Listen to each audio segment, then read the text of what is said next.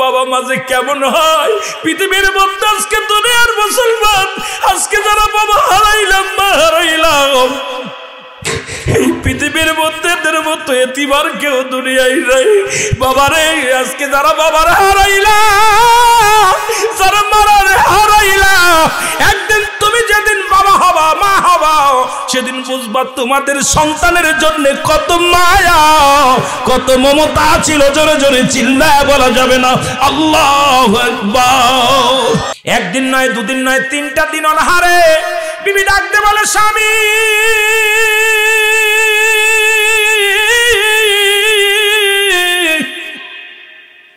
আজ 3টা দিন ঘরের মধ্যে কোনো আগুন জ্বলে না এই 3টা দিন ছোট ছোট দুটি বাচ্চা মাসুম বাচ্চা ক্ষুধার যন্ত্রণা সহ্য করতে পারে না রে স্বামী আপনি একটু খাবারের ব্যবস্থা করে দেন স্বামী খানার জন্য বাজারে গেলেন কাজ পেলেন না কেউ তাকে কাজ দেয় না অসহায় হয়ে ফিরে আসে হঠাৎ করে পীরের কাছে চলে গেলেন যে পীরের দরবারে যায় বলে হুজুর আমি অসহায় আমার কোনো কিছু নাই আজ 3টা দিন অনাহারে ছোট ছোট মাসুম বাচ্চাগুলো খোদার যন্ত্রণায় কান্দে আল্লাহর ওলি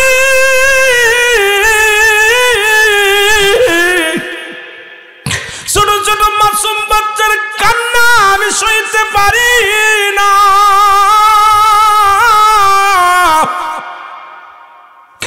আমার বিবি বারবার কাজের জন্য তাগিদ দিছে কত কাজে যাব কোন কাজও আমি পাই না খাবারের ব্যবস্থা করতে পারি না আমি বড় অসহায় জোরে জোরে চিল্লায় বল আল্লাহু আকবার আল্লাহর ওলি ডাকতে বলেন বাবা ধৈর্য ধারণ করো ইজ্জত সম্মানের মালিক আরো জোরে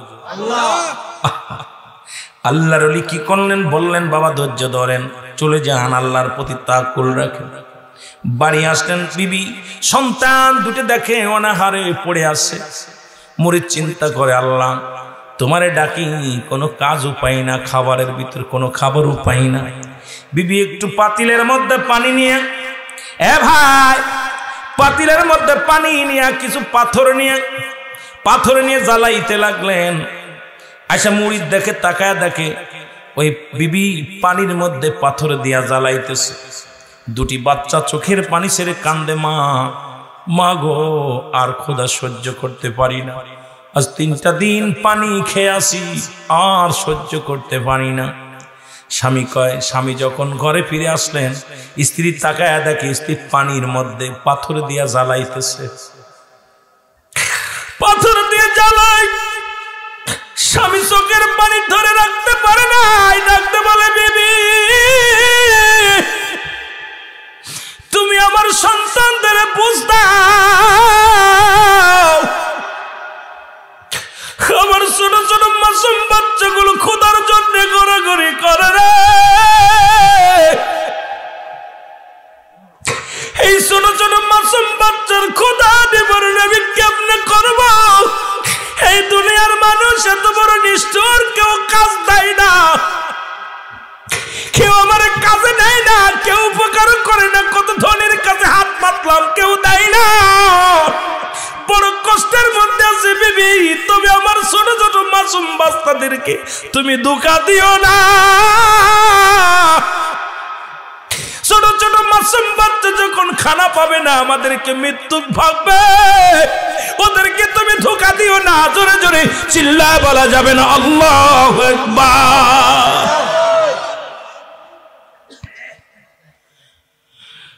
আমার ভাইয়েরা বিবি ডাক দে বলে স্বামী রে ওই বাড়িতে মেহমান খানা হয় বিয়ে বাড়ি পাশের বাড়ি বড় লোকের বাড়ি বিবাহ হবে অনেক খানা দানার ব্যবস্থা করেছে আপনাকে অনুরোধ করি আমার সরষে আনেন কত পাখি পশু পাখিতে খাবে কুকুর শিয়ালে খানা খাবে একবার আমার কলিজার টুকরা সন্তানেরা যখন আম্মু বলে ডাক দেয় রে কলিজার মধ্যে আগুন ধরে যায় এই সন্তানদের আর কেমনে আমি তাদের বুঝাইব, আর পারছি না। তুমি যাও আমার স্বামী, তুমি যাও এই পাশের বাড়ি ওই ধনির কাছে যে একটু খানা চাও, যদি দেয় তুমি নিয়ে আসো, আবার দুটি সন্তানের খাওয়া। ও মুসলমান, উনি লজ্জা ফেলে চলে গেলেন, ধনির বাড়িতে চলে গেলেন। যা বললেন, ভাই আমার দুটি মাসুম বাচ্চা আজ 3টা দিন অনাহারে আর সহ্য করতে পারে না, যদি একটু খাবার দিতেন আমি আল্লাহর দরবারে শুকরিয়া আদায় করতাম, সারা জীবন দোয়া করতাম। বড় লোক বলে, তোদের গরিবের স্বভাব এটা, যখন কোন ভালো মন্দ রান্না দেখিস, ভালো খাবার দেখিস, লোভ হয়, ধাক্কা দিয়ে ঘাট ধাক্কা দিয়ে বের করে দিলেন। কানতে কানতে রওনা হয়ে গেলেন। ও মুসলমান শুনে নাও, এমন আসিয়া বাড়ি এসে উনি আড়ালে একটা শুয়ে রইলেন। এমন সময় আল্লাহর ওলি স্বপ্নের মধ্যে দেখায়, বাবা ইজ্জত সম্মানের মালিক হলো আমার আল্লাহ। আল্লাহ নিজেই তো বলে, তু'ইজ্জু মান তাশা ওয়া তুযিল্লু মান তাশা ইলা আখিরি আয়াত। জোরে জোরে চিল্লা বলা যাবে না মারহাবা। আল্লাহ বলেন ইজ্জত সম্মানের মালিক আমার আল্লাহ। জোরে বলো আল্লাহু আকবার। আর একটু জোরে বলো আল্লাহু আকবার। এ মুসলমান, গভীর মনোযোগ দিলের কান্ডা লাগা শুনে নাও। এই স্বপ্ন দেখলেন উনি, চোখের পানি ছেড়ে বললেন, হে মুরিদ, টেনশন করো না, আমার আল্লাহ ইজ্জত দেয়, আল্লাহ ইজ্জত নেয়। তুমি ধৈর্য ধারণ করো, ধৈর্য ধরলে তোমার আল্লাহ ভালোবাসবে। উনি একটা কাগজের মধ্যে লেখা পাইলেন, তো বান্দা তুমি ধৈর্যশীল, আল্লাহ পছন্দ করে, ইজ্জত সম্মানে সবকিছু দেওয়ার মালিক আল্লাহ। জোরে জোরে চিল্লা বলা যাবে না মারহাবা। এই কাগজটা ঘরের মধ্যে গুজে রাখলেন আর দোয়া করে, আল্লাহ তুমি তো যুদ্ধ ধারণ করতে বলেছো, ইজ্জত সম্মানের মালিক তুমি। এ মুসলমান, কেটে গেল 3টা বছর। আল্লাহু আকবার বলেন না। 3টা বছর কেটে গেলেন। আমার আল্লাহ পাকের কি মহিমা। ওই সমাজের মধ্যে একজন ব্যবসায়ী আসলেন। ব্যবসায়ী আসিয়া ওনাকে বললেন, ভাই আমি ব্যবসা করতে এসেছি, আমার সম্পদ আছে অনেক পরিমাণ টাকা সম্পদ আছে, কিন্তু ব্যবসার কাজে এলাকার মধ্যে এসেছি, আপনার সঙ্গে আমি ভাগাভাগি করে ব্যবসা করতে চাই। ও মুসলমান, আমার টাকা আছে আর আপনার মেধা আছে, এই দুটি খাটায়া আমরা ব্যবসা করতে চাই। ব্যবসা শুরু করলেন। দিন যেতে যেতে, কয়েক বছর যেতে যেতে এত পরিমাণ ধনী হয়ে গেলেন, আল্লাহ তারে বিশাল ধনী বানায়া দিলেন। কিন্তু এই কাগজ রাস্তার মধ্যে পাইলেন যে আল্লাহ যাকে ইজ্জত দেয় আর আল্লাহ যাকে ইজ্জত নেয়, সবকিছু দেওয়ার মালিক হলো আল্লাহ। এই কাগজটা উনি চুমো দেয়, প্রতিদিন চুমো দেয়, বলে আল্লাহ তুমি তো সবকিছু দেওয়ার মালিক, নেওয়ার মালিক। পীরের মুরিদ কি করলেন, ইবাদত বন্দেগী করতে লাগলেন, আর দিনে দিনে পরিবর্তন হয়ে গেলেন। হঠাৎ করে ওনার মালিক চলে গেলেন। উনি ওই মালিক যিনি আসলেন, ব্যবসার কাজ করতে এসেছিলেন, উনি বিদায় হয়ে গেলেন। উনি একাকার হয়ে গেলেন। ওই এলাকার মধ্যে সবচাইতে নামি দামি টাকাওয়ালা সবচেয়ে বড় জমিদার হয়ে গেলেন। এ মুসলমান শুনে নাও, একদিন উনি শুয়ে আছে, হঠাৎ ওনার বাড়ির পাশে শুয়ে, উনি ঘরের মধ্যে পালঙ্গের মধ্যে শুয়ে আছে, একজন ভিখারি ভিক্ষার হাত বাড়াইয়া দিলেন, খাবারের জন্য হাত বাড়াইলেন। ডাক দিয়ে বলে, ঘরের মধ্যে কেউ আসো কি না? উনি বললেন, উনি নিজেই গেলেন। নিজে দেখে সেই লোক, যে লোক আমাকে ঘাট ধাক্কা দিয়ে বের করে দিলেন, যে লোকটা আমার রক্তাক্ত করলেন, যে লোকটা আমাকে খুঁটা দিলেন, আমার মাসুম বাচ্চাগুলো না খেয়েছিল, ওদিন আমি আল্লাহর দরবারে কেঁদেছিলাম, চোখের পানি ছেড়ে কেঁদেছিলাম। আল্লাহ আমার ধৈর্য ধারণ করার জন্য বলেছে, সুতরাং আমি ধৈর্য ধারণ করেছি। আমার পীর কেবলা বলেছে, বাবা ইজ্জত দেওয়ার মালিক আল্লাহ, ইজ্জত দেওয়ার মালিক আল্লাহ, নেওয়ার মালিক আল্লাহ। বাবা ধৈর্য ধরো, ইজ্জত পাবা, সম্মান পাবা। এই কথাটা আমি মনে রাখছি। ও মুসলমান, ওনাকে সুন্দর খাওয়াইলেন। খাওয়ানোর পর মুরগি পোলাও যা যা লাগলেন সুন্দর করে খাওয়াইলেন। খাওয়ার সামনে বসে বলেন, ভাই আপনি অমক না? কয় হা। কয় দেখেন দিয়ে আপনি আমার চিনতে পারেন কিনা? আমাকে চিনতে পারেন কিনা? কয় হ্যাঁ আমি আপনাকে চিনতে পারলাম না। কয় দেখেন আজ থেকে 7 বছর আগে আপনি আমাকে ঘাট ধাক্কা দিয়ে আপনার বাড়ি থেকে তাড়াইয়া দিয়েছিলেন। ওদিন আমি আল্লাহর প্রতি এত ঈমান ছিল, এমন আকীদা ছিল, আমার মুর্শিদের শিক্ষা অনুযায়ী আমি এমন ভাবে আমল করেছি, আল্লাহর দরবারে চোখের পানি ছেড়ে কেঁদেছি। আমার আল্লাহ আজকে আমাকে জমিদার করেছে, আর আজকে আপনি পথের ফকির হয়ে গেছেন। সুতরাং অহংকার অহমিকা করবেন না। আল্লাহর ওলিরা একবার যার দিকে নেক নজরে তাকায়, আল্লাহ তার দুনিয়া আখিরাত দুইটা ইজ্জত বাড়ায়া দেয়। জোরে বলেন মারহাবা। আল্লাহ ডাকতে বলে হাবিব ওদেরকে জানায়া দেন আমি আল্লাহ, আমি আল্লাহ, আমি আল্লাহ। পৃথিবীর মধ্যে আমার সমতুল্য কেউ নাই। জোরে কোন ঠিক কিনা? আমি কাউরে জন্ম দিই নাই, কারু থেকে জন্ম নিই নাই।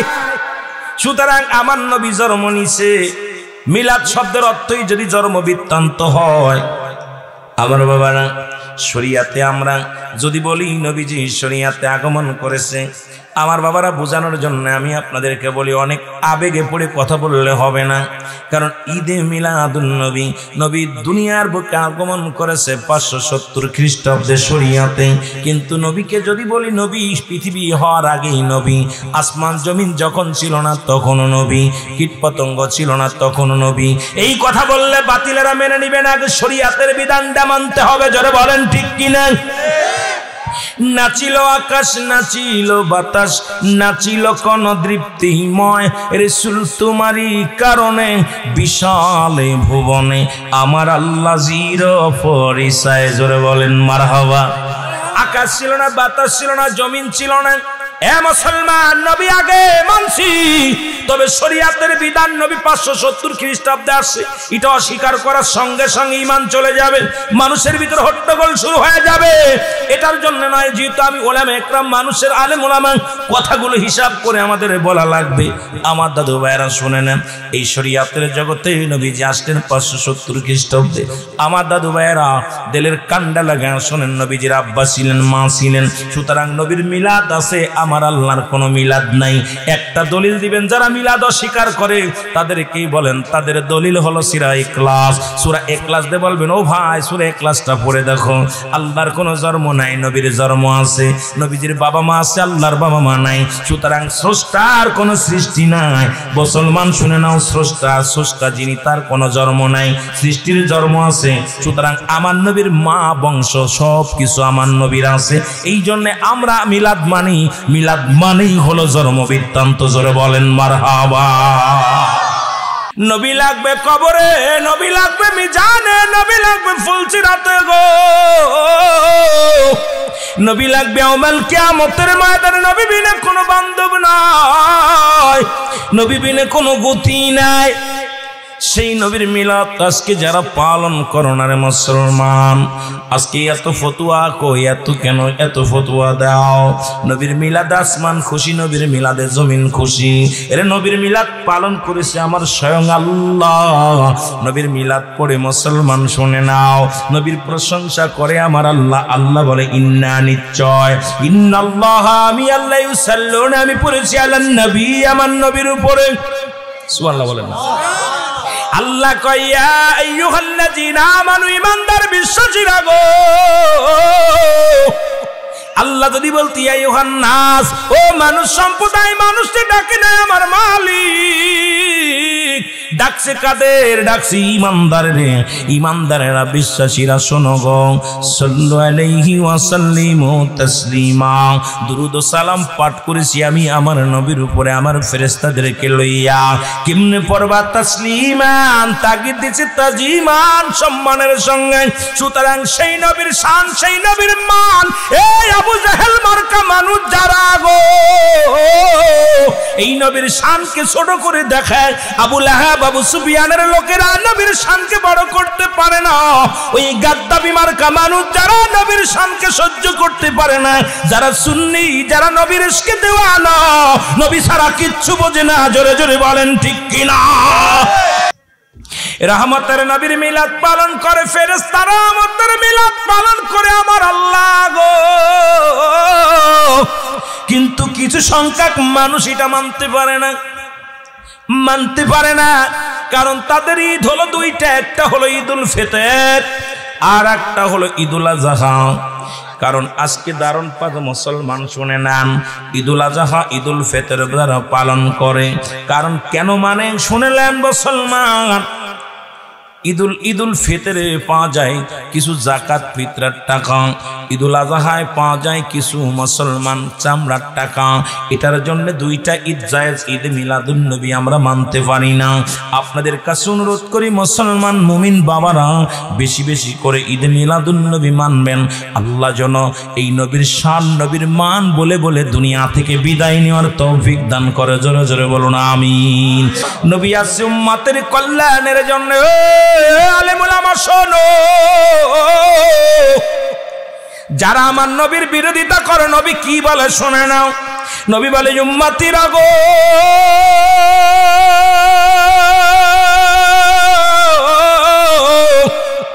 আমি নবী দুনিয়ার মধ্যে আগমন করেছি শরীয়ত তরিকত হাকিকত মারিফাত সব জায়গায় আমার নবী। জোরে বলেন মারহাবা, আর একটু জোরে বলো মারহাবা। এ মুসলমান, আজকে নবী না মানিয়া কিসের শরীয়ত মানো, নবী না মানিয়া কিসের মারিফাত মানো, নবী না মানিয়া কিসের হাকিকত মানো, নবী না মানিয়া কেন পীর মুরিদি মানো? আরে নবী মানো আগে, ইবাদত করো পরে। ইবাদত যদি করতে হয় নবী মানতে হবে আগে, কারণ নবীকে মানার নামই হলো ঈমান। জোরে জোরে বলেন ঠিক কি না? কথা বুঝি আসে? কথা কেমনে খুশি হলো শুইনা নান।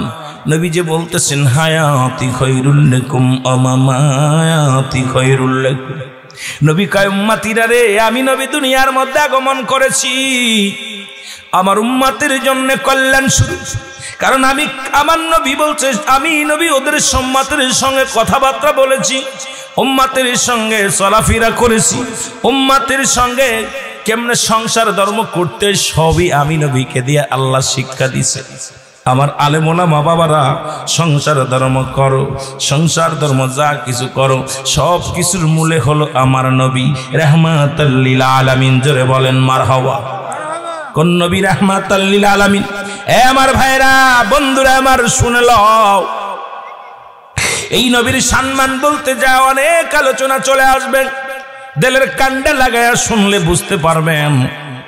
নবীজি যখন নবীর চাচা দাদা আব্দুল মুত্তালিব উনি যখন কাবা শরীফের পাশ দিয়ে যাইতেছিলেন, হঠাৎ করে দেখে কাবা শরীফের মধ্যে মূর্তিগুলো মাথা নোয়া নোয়া আছে। আব্দুল মুত্তালিব জিগায়, ও মূর্তি, গতদিনও দেখলাম তোদের মাথাগুলো খাড়া আছে, একটা মূর্তি তো মাথা নত করিস নাই, আজকে কেন মাথা নত করলি? ভাবটা বুঝলাম না। মূর্তির জবান খুলে গেছে, ডাক দে বলে আব্দুল মুত্তালিব, তুমি জানো না আমাদেরকে এই মক্কা এই কাবা শরীফ থেকে কাবা ঘর থেকে বিতাড়িত করার জন্য এই পৃথিবীর মধ্যে রহমতের নবী, নবীদের নবী রাহমাতাল লিল আলামিন আগমন করেছে।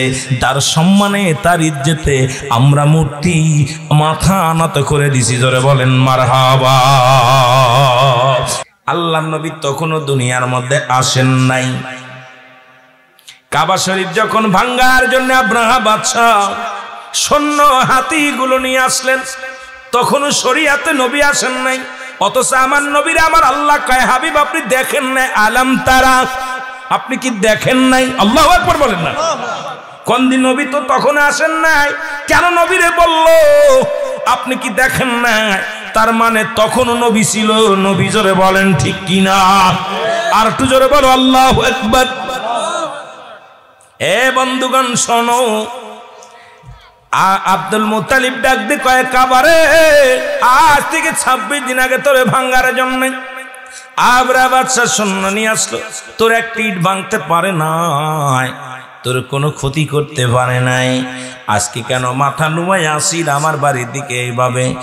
কাবার জবান খুলে গেছে। কাবা ডাক দে বলে, আব্দুল মুত্তালিব তুমি জানো না যার সম্মানে আমি কাবার দাম বাড়ছে, আমি যার ইজ্জতে আমি কাবার দাম বাড়ছে, সেই কাবা আমিন শরীয়তের জগতে দুনিয়ার মধ্যে আগমন করেছে। জোরে বলো মারহাবা। এ দুনিয়ার মুসলমান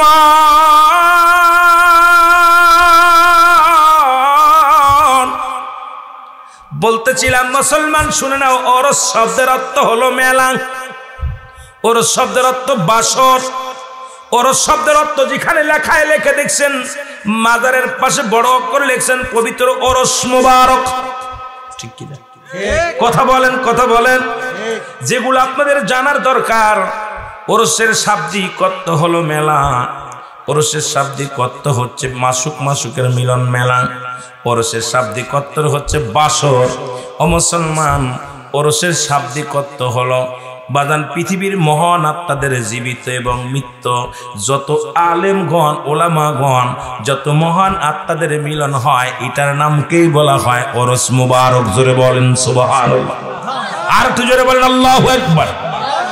আজকে নিমশা রহমাতুল্লাহর মাজার ওরস শরীফ, এই ওরস শরীফে যারা আসছেন জীবিত মানুষের মিলন মেলা, অন্যান্য অলিদের মিলন মেলা। এই আশেকের দলেরা শুনে নাও, এই মিলন মেলায় অসংখ্য আল্লাহর মাহবুব বান্দাদের আত্মা হাজির হয়ে যায়। সুবহানাল্লাহ বলেন, আর একটু জোরে বলেন যাবে না সুবহানাল্লাহ। এই জন্য যেমন দুলহান দুলানি, যখন বাসর রাত্রে দুলহান দুলানি যান, আস্তে, বাসর ঘরে দুলহান দুলানি স্বামী স্ত্রী আর কেউ থাকে না। তদ্রূপ ওরস শব্দের অর্থ ওই যে কোথায় বাসান বাসর, ওরস শব্দের অর্থ হলো বাসর। একাধিক শাব্দিক অর্থ আসছে বাবা, আমাদের বোঝার দরকার, জানার দরকার। ওই দুলহান দুলানি যেমন একাকার হয়ে যায়, ওরস যখন আসে বছর ঘুরে আল্লাহর ওলিদের, আল্লাহর মাহবুব বান্দার আত্মাগুলো, সেই মুরিদের আত্মাগুলো, যে সমস্ত মুরিদগুলো বিদায় হয়ে গেছে বাবা, এই নিমশা রহমাতুল্লাহর যে মুরিদ আছেন, নিমশা রহমাতুল্লাহর আত্মা, তাদের সঙ্গে একটা মিলন মেলায় আবির্ভাব হয়ে যায়, একটা মিলন মেলায় সংগঠিত হয়ে যায়। জোরে বলো মারহাবা। এই বুকার দলেরা বোঝে না, কয় ওরস মানে মেলা। আরে বোকা, কিসের মেলা? ওরস শব্দের অর্থ হলো বাসর, আশুক মাসুকের মিলন মেলা। সুবহানাল্লাহ বলেন না। কোন মেলা? গান বাজনার মেলা না। ওরস বললেই ওরা মনে করে গান, ওরস বললেই মনে করে নাচানাচি, ওরস শব্দ লাগাইলেই ওহাবিরা মনে করে নাচানাচি, ওহাবিরা মনে করে এটা গান বাজনা, বাদ্য নাচা, নারী পুরুষ একত্রিত হওয়া না। ওরস শব্দের শাব্দিক অর্থই হচ্ছে মিলন মেলা। কোন মেলা? মিলন মেলা। ওই গানের মেলা না, নাচের মেলা না, ড্যান্সের মেলা না। এটা বিজয় পৃথিবীর মধ্যে জীবিত এবং মৃত্যু সমস্ত আত্মার রুহের জগতের মিলন মেলাকে বলা হয় ওরস মুবারক। জোরে জোরে চিল্লায় বলেন মারহাবা।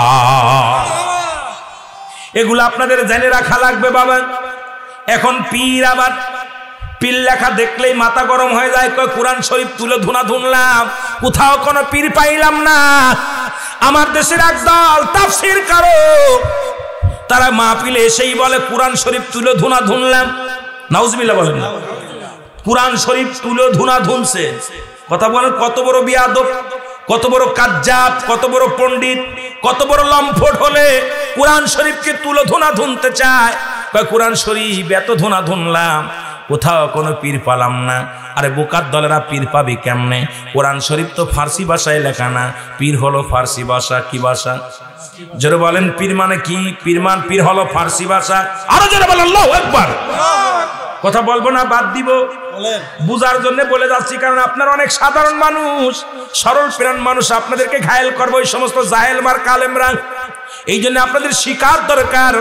খালি আমাদের সুর শুনলে হবে না, কিস্তা কাহিনী শুনলে হবে না, কিছু ইতিহাসগুলো যা একানো মেমোরিতে ঢুকাইতে হবে, কারণ আপনাদেরকে ঘায়েল যাতে না করতে পারে। এই জন্য আমাদের জ্ঞান পাপী কিছু মানুষ আছে, এই জ্ঞান পাপী মানুষগুলো আমাদের সরল প্রাণ মানুষের ঈমান হরণ করতে চায়, তাদের পণ্ডিতগিরি দেখাইতে চায়। তারা মনে করে আমার মতো মুক্তি আর জগতের মধ্যে নাই, আমার মতো পণ্ডিত আর জগতের মধ্যে নাই। সবচেয়ে বড় পণ্ডিত হলো মাস্টার ইবলিস। কথা বলেন। মালাকুল ফেরেশতা। জোরে কোন ঠিক কিনা? এ মুসলমান শুনে নাও, যিনি ফেরেশতা, ও মুসলমান শুনে নাও, পৃথিবীর মধ্যে মাস্টার ইবলিস মুসলমান এত আমলদারি ছিল, শুধু অহংকারের কারণে সে ফকর হকর করার কারণে সব হারায়া ফেলছে, আল্লাহ পাকের লানত প্রাপ্ত হয়ে গেছে। আমার দেশের অনেক মুফতি আছে, তাদের অহংকারের কারণে তাদের পতন ঘটে গেছে। কারণ সে নিজেকে এত পণ্ডিত মনে করে, নিজেকে এমন জাননেওয়ালা মনে করে, তার মতো আর কেউ মনে হয় জানে না, তার মতো আর ওই বাংলার বুকে আর কোনো বাঘ না। এই সমস্ত পণ্ডিত গুলো ইবলিসকেও হার মানছে। জোরে কোন ঠিক কিনা? আরো জোরে বলেন ঠিক কিনা? আবার এমন এমন মুফতি আছে, শায়েখ আছে, যারা বলে পায়খানার মধ্যে সালাম দেওয়া যায়। মুসলমান শুনে নাও, কোরআন শরীফে ভুল আছে। কত পণ্ডিত দেখলাম, কারণ নাম করতে চাই না, গীবাত করতে চাই না। শুনে নেন, পীর হলো ফার্সি ভাষা, বাংলায় হলো অভিভাবক, ইংলিশে হলো গার্জিয়ান, আর আরবিতে বলা হয় মুর্শিদ। সুতরাং কোরআনে যদি পীর খুঁজতে হয়, পীর শব্দ পাবা না, পাবা মুর্শিদ। মুর্শিদ শব্দের অর্থ হলো পথ প্রদর্শক, মুরব্বী। জোরে জোরে চিল্লায়া বলা যাবে না মারহাবা। আমার ভাইরা, আমার বন্ধুরা, আমার আল্লাহর ওলিরা দুনিয়ার মধ্যে আসছে, নামাজের আগে আলা নাই, হজের আগে আলা নাই, যাকাতের আগে আলা নাই। আল্লাহ বলেন, আল্লাহর মাহবুব বান্দাদের বিষয়ে বলতে যা বলেন, আলা সাবধান, ইন্না নিশ্চয়, আলা ইন্না উলিয়াল্লাহি, আল্লাহর তরফ থেকে যারা ওলি হয়, এটা মানুষে কোনো পীর বানায় না। মানুষে যারা পীর বানায়, এগুলো বাবারে পীর ভাগাভাগি করে নেওয়ার জিনিস না। দেখা যায় চার বাপ বিটায় পীর, দলা পীর, কালা পীর, কোটা পীর, বোবা পীর, পীর বানায় আমার আল্লাহ। সুতরাং যারা মাহবুব বান্দা, আল্লাহর প্রিয় বান্দা, তাদেরকে তাজিম করতে হবে, সম্মান করতে হবে। আল্লাহ বলে, লা নাই খৌফুন শব্দের অর্থ ভয়, ওয়ালা যদি অবস্থান করে, হোম ওদের উপরে হাজানুন, তাদের কোনো চিন্তা নাই, ভাবনা নাই। আল্লাহর মাহবুব বান্দা যারা দুনিয়ার মধ্যে আগমন করে, এদের কোনো টেনশন প্রেশানের কোনো কারণ নাই। সুবহানাল্লাহ বলো না? মুসলমান শুনে নাও, আমাদের বুঝার অভাব, জানার অভাব। এইরকম কামেল একজন পীরের মুরিদ, মুরিদ বললেন, মুরিদকে বললেন, বাবা গরিব একজন মুরিদ, মনে রাখবেন ওয়াজ কই রাখলাম, কারণ আপনাদের ওয়াজ আজকে করে যাব, আপনাদের বিষয় জানার দরকার, বাস্তবমুখী কিছু কথা বলার দরকার। কষ্ট হচ্ছে আপনাদের? কষ্ট হচ্ছে? চাইলে কেহ পীরের বস্তু নিতে নাহি পারে, উপযুক্ত হইলে রে দয়াল ডাইকা নিবে ঘরের তারে, ডাইকা নিবে ঘরে, আবার দূর করিয়া দিবে তার ভবের যত জ্বালা। কেউ বুঝিতে পারে না রে ওলি আল্লাহর খেলা, ও ভাই কামেল পীরের খেলা। বলেন, কেউ বুঝিতে, কি অনুরোধ করছে? আরো জোরে বলেন, কেউ বুঝিতে পারে না রে নিমসা বাবার খেলা, আমার খাজা বাবার। ঠিক কিনা? আবার জোর করিয়া বুঝতে গেলে তার ঘটে মরণ জ্বালা, হায় হায় জোর করিয়া বুঝতে গেলে তার ঘটে মরণ জ্বালা। কেউ বুঝিতে পারে না রে আমার আল্লাহ তাআলার খেলা। বলেন, কেউ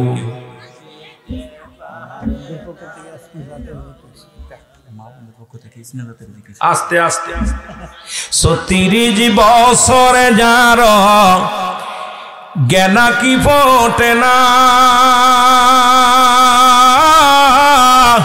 ৬ মাসের কালের আবার পাই যে ১৬ আনারে দয়াল, পাই যে ১৬ আনা। দয়াল যারে ইচ্ছা তারে দিয়া মিলাই প্রেমেরি মেলা, দয়াল যারে ইচ্ছা তারে দিয়া মিলাই প্রেমেরি মেলা। কেউ বুঝিতে পারে না রে আল্লাহর ওলির খেলা, ও ভাই কামেল পীরের। জোরে বলেন না, কেউ বুঝিতে পারে না রে ওলি আল্লাহর খেলা, ও ভাই কামেল পীরের। আবার চাইলে কেহ পীরের বস্তু নিতে নাহি পারে, উপযুক্ত হইলে গো দয়াল ডাইকা নিবে ঘরের তারে, ডাইকা নিবে ঘরে, আবার দূর করিয়া দিবে তার ভবের যত জ্বালা, বল দূর করিয়া দিবে তার ভবের যত জ্বালা। কেউ বুঝিতে পারে না রে আল্লাহর ওলির খেলা, হয় খাজা বাবার। মারহাবা বলেন। আল্লাহর ওলিদের খেলা বোঝা যায়? জোরে বলেন, বোঝা যায়? আল্লাহর ওলি চলে গেলেন আল্লাহর ওলির দপ্তরে। পরীক্ষা হচ্ছে, এবার পরীক্ষা হচ্ছে। পরীক্ষায় আল্লাহর ওলি বললেন, বাবা তোমাদেরকে একটা পরীক্ষা নিব। পরীক্ষা নিলে ওনার মুরিদানদের সবাই ডাকছে। এখন না সবাই ডাকছে, সবাই খেদমতে টাকা পয়সা নিয়ে আসছে। মারহাবা বলেন না? এক একজন ছাগল নিয়ে আইছে, গরু নিয়ে আইছে, যার যা তৌফিক নিছে সে নিছে। আল্লাহর ওলি ওই যে ধনী ধন ধৌলা, উনি ওই কাগজ টুকরা নিয়ে আইছে। কি নিয়ে আইছে? ওই কাগজ টুকরাটা, যার ভিতরে হুজুর বলে দিছিল, বাবা ইজ্জত সম্মানের মালিক আল্লাহ। আরো যারা বলেন না আল্লাহ। সবাই সবটা যখন দিছে, দেওয়ার পর হুজুরের কদমে, হুজুর খুশি হয়ে নিছে। এখন মুড়ি ডাকছে, বাবা তুমি সবচেয়ে ধনী ব্যক্তি, উনি ডাকছে বড় লোক মানুষ। বাবা তুমি কি আনছো? কয় হুজুর আজ থেকে 7 বছর আগে বা 10 বছর আগে আমাকে এক টুকরা কাগজ দিয়েছিলেন, আমি সঙ্গে করে আনছি। সুবহানাল্লাহ বলেন না? আরো জোরে। এখন সবাই আশ্চর্য হয়ে গেছে, মুরিদ যারা ছিল সবাই বড় আশ্চর্য হয়ে গেছে। মুরিদ কি করলো? কেন আজ থেকে 7 বছর আগে আমাদের সামনে উনার একটা কাগজ দিছিল, সেই কাগজটা উনি ফেরত আনছে। ঘটনাটা কি উনটা তো জানে না, অনেক দূরে দূরে বাড়ি, আপনার বাড়ি এক জায়গায়, আমার বাড়ি আরেক জায়গায়, আরেক জায়গায় আরেক দূরে বাড়ি। এখন সবাই হাসাহাসি করতেছে, দেখো এখনো গরিব আছে, এখনো উনি বড়লোক হতে পারে নাই, টাকা পয়সা রোজগার করতে পারে নাই। এখন এক মুরিদ আনছে গরু, আর এক মুরিদ আনছে চাউল, আর এক মুরিদ আনছে ডাউল, আর এক মুরিদ টাকা পয়সা সব আনছে। এখন আল্লাহর ওলি তো বোঝে, সবই বোঝে। হুজুর বলছে, বাবা তোমরা তো সব কিছু আনছো। সুবহানাল্লাহ বলেন না? আর একটু জোরে বলেন আল্লাহু আকবার। বাবা তোমরা তো সব কিছু আনছো, আমার সাদেক কি আনছে? আমার সাদেক কি আনছে? ও আনছে কি? বলে হুজুর আমি আপনার থেকে যা পেয়েছিলাম আল্লাহ আমাকে অনেক দিছে, সেই কাগজটা আমি আপনার কদমে নিয়ে আসি। সবাই ওনার মুখের দিক তাকায় আছে। হুজুর কাগজটা নিয়ে একটা চুমা দিছে। সুবহানাল্লাহ বলেন। আর একটু জোরে। হুজুর বলতেছে, বাবা সবাই বলতে, হুজুর আপনি আমাদের এত ধন সম্পদ দিলাম, আপনি গ্রহণ করলেন না, টাকাও ধরে দেখলেন না, আমাদের স্বর্ণ অলংকার দিলাম দেখলেন না, গরু আনছি, ছাগল আনছি, এগুলো তো দেখলেন না। কিন্তু সাদেক সাহেব উনি একটা কাগজ দিলেন, চুমো দিলেন। বলে বাবা উনি আমার খাঁটি মুরিদ, কারণ ওনাকে আমি ইমান দিয়েছিলাম, ইমানই পরীক্ষায় আমার সাদেক জয়লাভ করেছে। আমার প্রতি তাদের আত্মবিশ্বাস ছিল, আল্লাহর প্রতি অগাধ ইয়াকিন ছিল, আর এই কাগজ টুকরার ইমান ছিল। আমি লিখে দিয়েছিলাম যে ওই যে কলাম তুই জুমান্তা শাওয়াতু জিল্লু মান্তাশা ইলা আখির আয়াত। এই ইজ্জত সম্মানের মালিক হলো আল্লাহ। জোরে জোরে চিল্লায়ে বলো আল্লাহু আকবার। ঈদের কাগজটা চুমা দিয়ে বলে, বাবা আমি লিখে দিছিলাম যে ইজ্জত সম্মান সবকিছু দেওয়ার মালিক আল্লাহ, তুমি কি 7 বছরের ভিতরে পাইছো? বলে জি হুজুর আমি পাইছি। তখন বাবা তুমি কি পাইছো বলো। সাদেক সাহেব বলা শুরু করছে, হুজুর আমি পাইছি, আমি একদিন ছিল অনাহারে 3 দিন না খেয়েছিলাম, আমার সন্তানগুলো না খেয়েছিল। আজকে আমি এই শহরের সবচেয়ে নামি দামি ব্যবসায়ী, সবচেয়ে বড় টাকাওয়ালা, বাড়িওয়ালা। আজকে হুজুর আপনার হুকুম মান্য করার কারণে আপনি আমাকে যে তালিম দিয়েছিলেন, আমি তালিম সারি নেই, 5 ওয়াক্ত সালাত আদায় করেছিলাম, ইবাদত বন্দেগী করেছিলাম, নফল বন্দেগী করেছিলাম। আর ওই যে আপনি বলেছিলেন ইজ্জতের মালিক আল্লাহ, ইজ্জতের দেওয়ার মালিক আল্লাহ, সম্মান দেওয়ার মালিক আল্লাহ, নেওয়ার মালিক আল্লাহ, এটা যখন আপনি বলেছিলেন ওই কথাটা আমি সদা সর্বদাই মানতাম যে আল্লাহ তুমি খাওয়াইলে খাই, পড়াইলে পড়াই, ইজ্জত দিলে পাই, না দিলে পাই। আল্লাহ তুমি আমাকে এমন একটা অবস্থা করো আল্লাহর ওসিলায়, আল্লাহর ওলির ওসিলায়, আল্লাহর ওলি গো আপনার ওসিলায় আজকে আমি এলাকার সবচেয়ে ধনী। সবাই বলেন, সবাই আশ্চর্য হয়ে গেছে। সবাই কয় হুজুর আমরা তো অনেক অসহায় হয়ে গেছি, আমরা তো টাকা পয়সা ছিল কিন্তু আমরা তো সব ফকির হয়ে গেছি। আল্লাহর ওলি বললেন, বাবা এই দুনিয়ার মধ্যে সাদেক আমার মাওলার প্রেম যেমন করছে, আমার হুকুম তেমনি মানছে, আল্লাহর গোলামও তেমনি করছে। আল্লাহ তাকে আমার দুয়ার ওসিলায় আল্লাহ তাকে ধন ভান্ডারের মালিক বানিয়ে দিয়েছে। জোরে বলেন সুবহানাল্লাহ। আর একটু জোরে বলেন আল্লাহু আকবার। এই জন্য আল্লাহর ওলিদের দপ্তরে গেলে হবে না, হুকুম তালিম করতে হবে।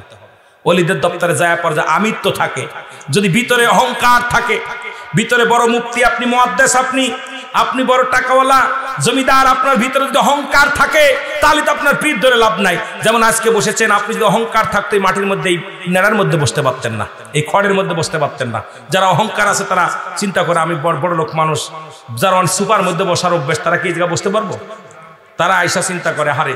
কিন্তু এটা জান্নাতের বাগান, এই জান্নাতের বাগানের মর্যাদা একমাত্র জান্নাতীরা দিব। ওরা যখনই পাইছে বসে গেছে মাটির মধ্যে, ধুলা মাটির মধ্যে বসে গেছে, কাপড়ের চিন্তা করে নাই। কাপড় কি হলো আর না হলে দেখার বিষয় না, কারণ জান্নাতি মাটিগুলো আঁকড়ে ধরছে আল্লাহর রাসূলের প্রেমের মালা যাদের গলায় পড়েছে, দুনিয়া ছেড়ে দিয়ে তারা আখিরাতের চিন্তা করে। জোরে বলেন ঠিক কিনা? আর একটু জোরে বলেন ঠিক কিনা? একটু মহব্বতের সঙ্গে দরুদ শরীফ পড়েন। আল্লাহুম্মা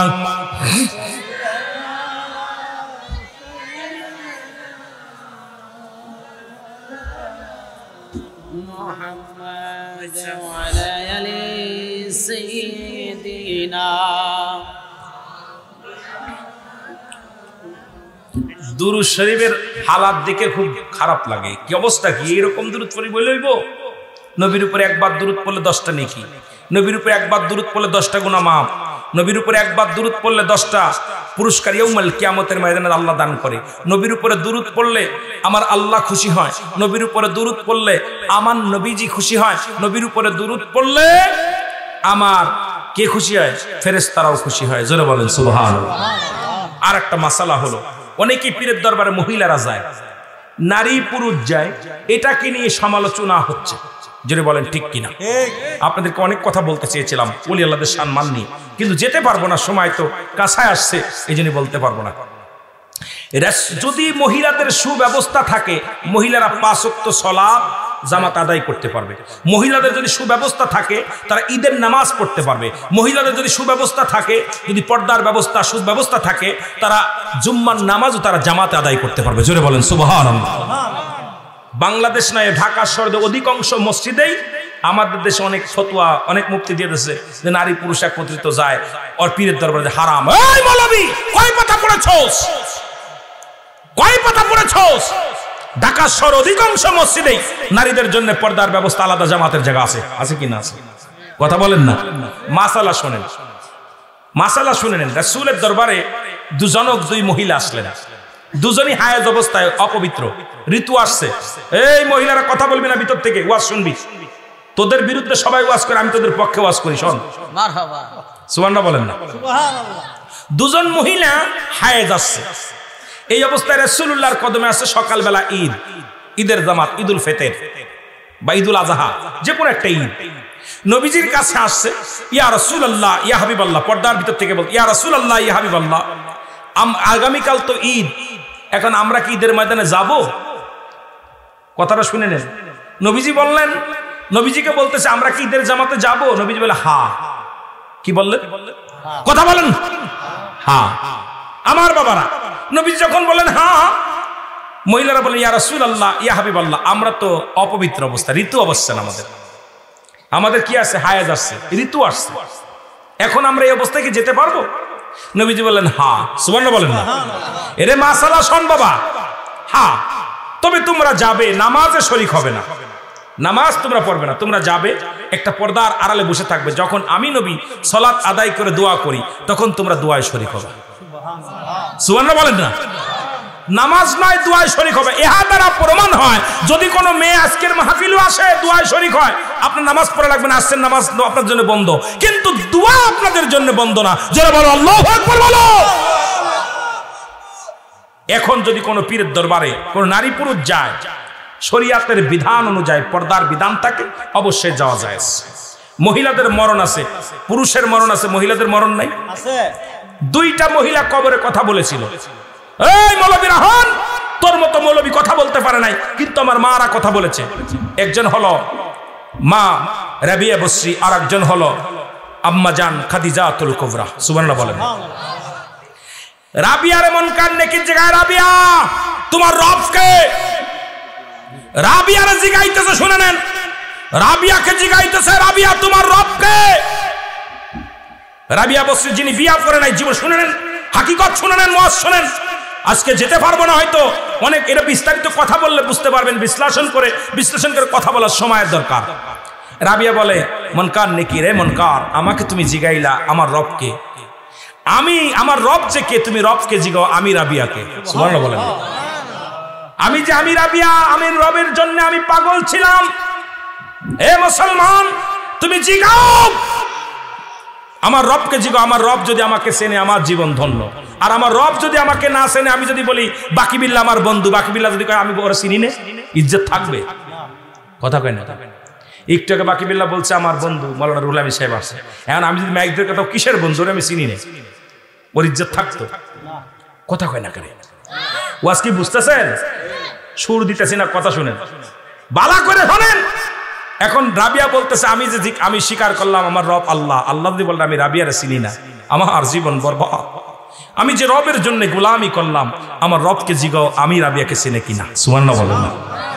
আরেকটা মহিলা যিনি মা খাদিজাতুল কুবরা, ওনার কবরে শোয়ানোর পর বলছে রাবিয়া, হে মা খাদিজাতুল কুবরা তোমার রব কে?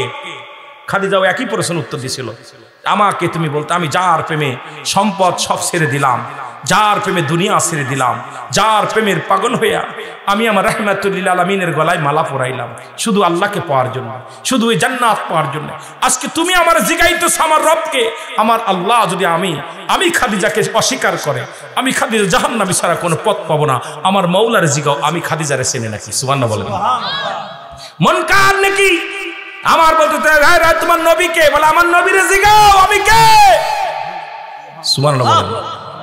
দুইটা মহিলা কবরে কথা বলেছিল, সেই দুই মহিলার একজন হলো মা রাবিয়া বসরি, আর একজন হলো আম্মাজান খাদিজাতুল কুবরা।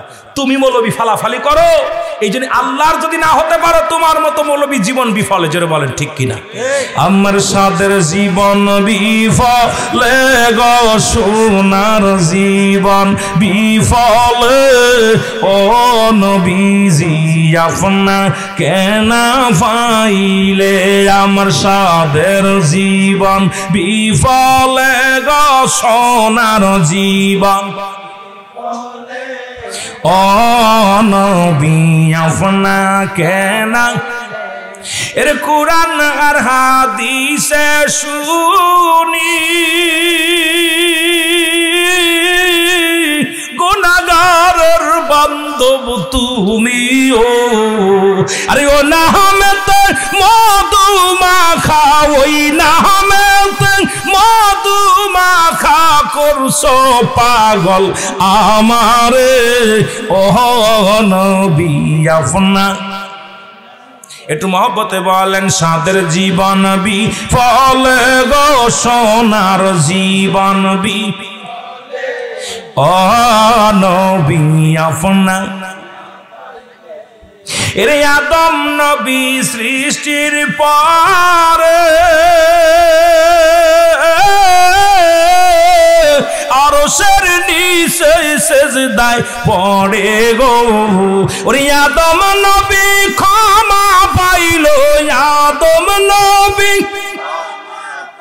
আমার দয়াল নবীর খাতিরে, ও নবী আপনা। সুবহানাল্লাহ বলেন না। এই জন্য মাদেরকে ঠকাবেন না। জান্নাত আপনাদেরও দরকার, তাদেরও দরকার, তবে শরীয়তের বিধান মেনে চলতে হবে। শরীয়তের গরখিলাপ করে কোন ওয়াজ নসিহত, কোন নামাজ রোজা যেখানে শরীয়তের বিধান নাই, অবাধ মিলামিশা, সেখানে শরীয়তের সম্পূর্ণ হারাম হারাম হারাম। জোরে বলেন ঠিক কিনা? সুতরাং আপনারা আজকে মাহফিলে আসছে, আমার মারা পাশে বসে দূরে দিনের কথা শুনতেছে, তাদের বসার ব্যবস্থা করছেন, স্পেশাল আইছে, তারা কিছু কথা শুনবে, দিনের কথা শুনবে, সুতরাং তাদেরকে সুযোগ দিতে হবে। দেখেন কেন রাসূলের কদমে আম্মাজান আয়েশা সিদ্দিকা, অনেকে আম্মাজান খাদিজাতুল কুবরা, রাসূলের কন্যা মা ফাতেমাতুজ জোহরা, অসংখ্য রাবি আছে, মহিলারাও আছে না? কথা বলেন না কেন? অসংখ্য রাবি আছে মহিলা, কারণ রাসূলের কদমে যদি না থাকতো তারা শুনতে পারে না। জোরে কোন ঠিক কিনা? রাসূলের কদমে না থাকলে জানতে পারছে তারা? কথা কয় না কেন? হ্যাঁ মুসলমান বলেন, আম্মাজান আয়েশা থেকে অনেক হাদিস আছে না? আর আম্মাজান ফাতেমা থেকে আসে না, মহিলা থেকে আসে না, কথা বলেন না কেন? তারা যদি রাসূলের কাছে না যেতে পারতো তারা কি এগুলো শিখতে পারতো? কথা কন না কেন? সুতরাং এই জন্য আপনারা যখন ওয়াজ নসিহতে আসবেন আপনাদের বিবিদেরকে নিয়ে আসবেন, পাশে একটা পর্দার মধ্যে রাখবেন, আলোচনা শুনে আবার নিয়ে যাবেন। যার সময় গান বাজনা শুনাইতে নিয়ে যাও, সিনেমার হলে টিকিট কেটে নিয়ে চলে যাও, গান শুনতে চলে যাও, যাত্রা শুনতে চলে যাও, সেখানে মৌলবীদের ফতোয়া হয় না। খালি ওয়াজ নসিহতের মাহফিলে গেলেই কয় জাজ নাই, জাজ নাই, জাজ নাই, এই সমস্ত কপাল পোড়া মৌলবীরা। জোরে বলেন ঠিক কি? এটা গল্প আমার মনে পড়ে গেল, বলবো? এক হুজুর, খুব শরিয়াতের হুজুর। তা উনি বিবির কাছে মস্তানি করা যায় না। আপনার চরিত্র সম্পর্কে 3টা মানুষ সার্টিফিকেট দিতে পারে। নাম্বার 1 হলো বিবি, নাম্বার 2 আপনার কাজের মহিলা, কাজের যে লোক থাকে সে, নাম্বার 3 হলো আপনার ড্রাইভার, পার্সোনাল ড্রাইভার। এই মা বলে সকলকে আবার একটু সালাম জানাই, আসসালামু আলাইকুম ওয়া রাহমাতুল্লাহি ওয়া বারাকাতুহু।